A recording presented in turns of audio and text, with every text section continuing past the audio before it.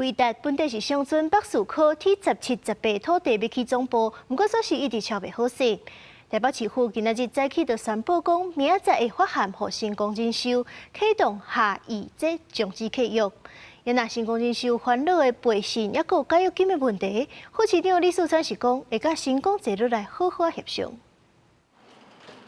昨日早起，台北市政府财国局处召开记者会，对回答建筑北树区起条例，台北市副市长李树川讲出回答上介意的合作方案。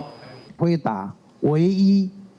要 T17、18的方案，就是市政府能够合议解约。那完了以后，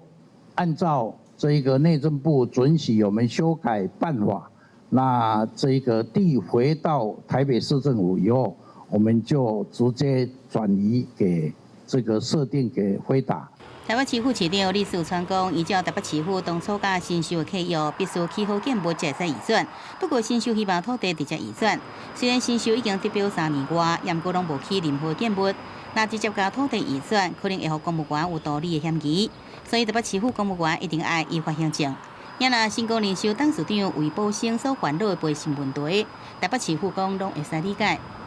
按照不会被质疑背信的条件送到我们市政府来，那这样我们才有具体的这个方案，才能坐下来谈。如果这个方案是这个合理的，我想市政府一定会编列预算送议会审查。我们乐观其成，我们希望有关系的各方面都不要在媒体上隔空放话。我觉得现在最重要的事情，应该是不管是民间，不管是台北市政府，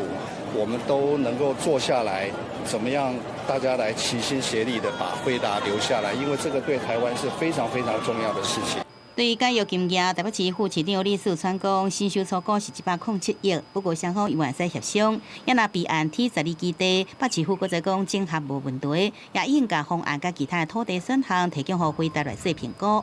记者综合报道。